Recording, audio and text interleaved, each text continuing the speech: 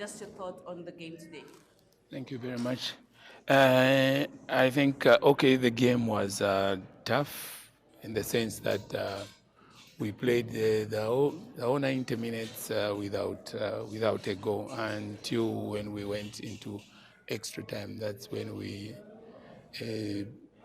scored the only goal which gave us a win. But otherwise, all I can say is that, okay, South Africa, they actually defended well, and they made it impossible for our striker to penetrate and create scoring chances. They were good at defending, especially in the first half or the second half. They really worked hard. Oh yeah, in fact, this tournament is the first step in our program of preparing for the World Cup. So going forward, we are planning to actually organize or arrange for high-profile friendly games.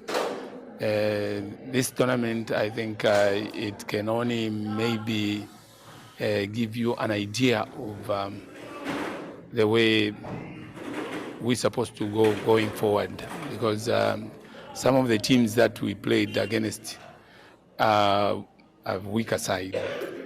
So we need to play friendly games where there is a stiff competition. That way, I'm sure we'll be able to assess our players properly before we go for for the World Cup.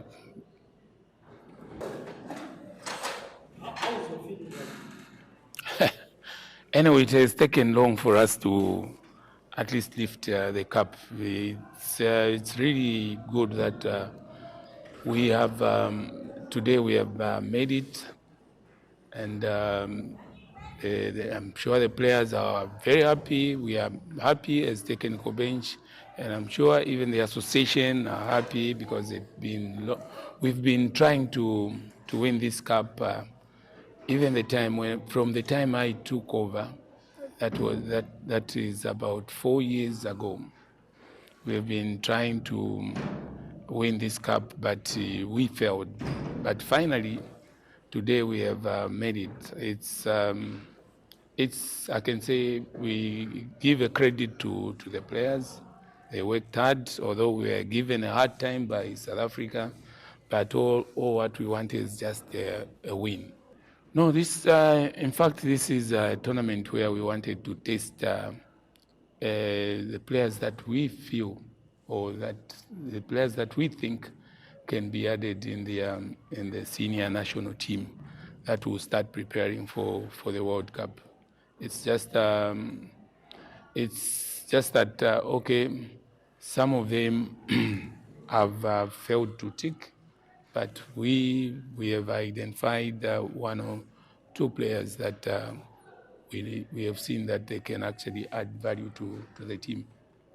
I'm actually very happy with our progress because I think this is a team that is definitely showing strides of progression, because we came into this tournament with zero preparation. When I mean zero, literally, only 2 days to play. We came on the 28th, first session on the 29th, 30th, 31st, we needed to kick off with our tournament.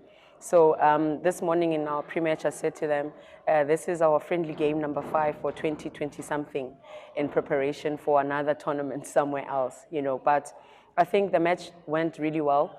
We actually got tested the way we were anticipating, because we knew that Zambia was going to try to get on the ball from the back and be able to launch those attacks between our center backs and our full backs to try and find Barbara Banda. And I think if we had just assigned one player to take care of Barbara, we would have shot ourselves on the foot. But because all the players on the pitch, we said to them, if she comes too close to you, pick up. We shouldn't just shift responsibility. And I think all those players out there, they played for each other. Today we decided to go with 2 sitters because we wanted to take care of the second ball. We wanted to make sure that we don't let Zambia pick up the second ball so that they can shoot from there. I think if we would have scored in that kickoff, the whole picture would have been different. I think we created more obvious goal scoring opportunities than they did. And it had to be a world-class player like her. I think in China, where she was playing, all of them know that she's a magnificent striker. And I think for us to be able to handle her and not get fouls against, but win the ball clean, was magnificent from our defense, that young defense. Because you look at my back four, left back is 18, the right back is only 19, the other center back is only 19, and the other center back, the captain, is only 24, turning 25. That for me was incredible. To start with a 16-year-old also in the starting lineup today, it's just said to us the 23 players that we had in the tournament, all of them were destined to play, and they played. We didn't think we'll push them to extra time. Because they're a team that in the WAFCON, they've played a couple of extra time matches and they came out victorious in that. So they have the experience. So for us to be able to hold them off and not hold them off in just us playing a low block and just taking the punches, but defend where we needed to and have counter-attack moments. I think it was absolutely great for us to be able to understand the game, do that, and also not to be naive and want to push out pound to pound with them, because they're a very experienced team. The minute they started sending their fullbacks up, we knew it was time, and we had to double up, bring our wingers back to come back and defend. And I really need to say the game against Namibia in the semi-final, it took a lot out of us, because we fought with everything. Some of our key players got hurt in that game, so we couldn't have them in the game. But like I said, we have a team. We are able to swap and start whoever that is ready to play, and we were able to do that. I think this tournament has really showed their coaches at home that there's certain elements they need to work on these players so that they can now shatter the ceiling and go further, where they can start knocking at Banyana and even international level. And I think this tournament has done that for them. I think some coaches didn't know that their players are capable of doing certain things, playing in certain positions, and it was my job to expose that and give them that opportunity to do that. But more than anything, I'd really like to thank all the coaches that are involved on the ground, making sure that we have 16-year-olds that can just come into a Banyana team and play and compete. And even in the Sasso League, because I've got 3 players that are playing in the Sasso League, and they came on and they played with so much zeal and character. So I think for us as a South Africa, we should be proud to say we've got the Hollywood Super League that's taking place, the Sasso League, even the regional league that is going on. But more needs to be done on the ground, where we professionalize the women's game. We make sure that there's enough resources so that we have a plethora of players that will come out of tournaments like these ones, even in club level. But I'm excited for what's to come ahead for these players and the ones that are at home. Probably few players would have passed the test to join the World Cup squad. And I'm saying that it's because I know Sam has, like one of our players, like Sam has been scoring goals, but she's still young. She needs to be nurtured. She still needs to understand how to win the game. She still needs to understand and anticipate where to make her runs, where she's going to be lethal as a striker. You also found a player like Fikile Magama, who has been incredible as a fullback. If she does make the team, there's certain elements of the game that we still need to help her with. So I think the future is really bright for these players that are here, because I counted about 9 players that are in the under 20.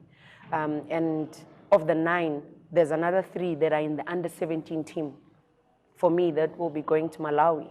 So I'm not rushing them, and I hope also Coach Desiree doesn't rush to call them in, because we need to make sure when they hit that level of going to the World Cup,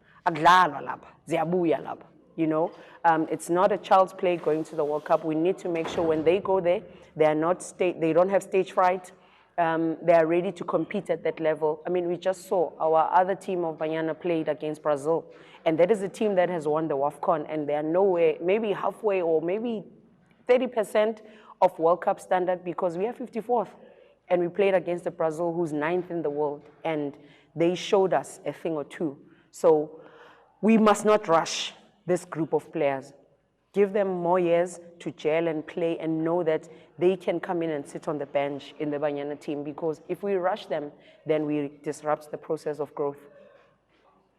I think the conversation between me and Coach Des is she was happy that we were able to expose this group of players because already she has a couple of players that she has picked in this team and she's speaking the same language as me to say she could be bringing them in so that they get to taste what it's like to train at that level, to play at that level and play against such opposition as well. So the conversation has been to say, we definitely should be looking at how can we get an under-23 team that is women's team so that we fast track them and we make sure that they don't skip a stage. When they are between under-23 and under-20, then it will be easy for them to knock into Banyana knowing the competition up there. So I think also for me, it was great to be able to be at this level and bounce ideas with her to say, Coach, feedback. And she said, some of the center backs, center mid are not getting onto the ball. We go to training and we get that. Because then it means if she's saying that, that's what she's looking at some of our players, then we go and fix. I was excited that she's here and she just said, Coach, do your thing. In the pre-meeting, she sits there and she says, I just want them to know and see all of us are talking the same thing about growing this brand of football that is women's football. I think the first thing that qualifies my growth a bit is this medal. Getting a silver medal in this tournament against such a team. I mean, Tanzania could have won, but they didn't go through. They're a great team. Namibia pushed and edged Tanzania, and we had to play all of those teams.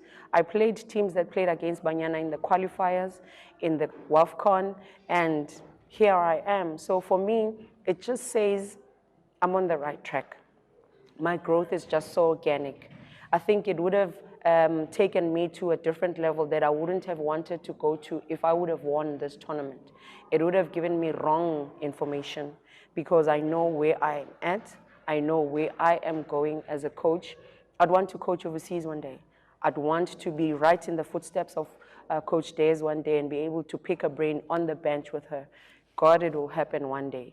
And I'm not rushing the process. That's why I'm saying everything that happened here is just proof to say I'm at the right place, I'm at the right time, and I just need to be patient and keep working hard. Because I'm just gonna say it, Coach Des has been the coach of the year in Africa 3 times consecutively. Coach Benny McCarthy is in Man U. Coach Peter Musimani has been in the Champions League and has done so much greatness up there. I'm a simple Lulu that's following in those mini footsteps, and I'm saying, if these coaches in South Africa are able to do that, it's right here, it's close to me, and I'm inspired to work even harder and not rush the process.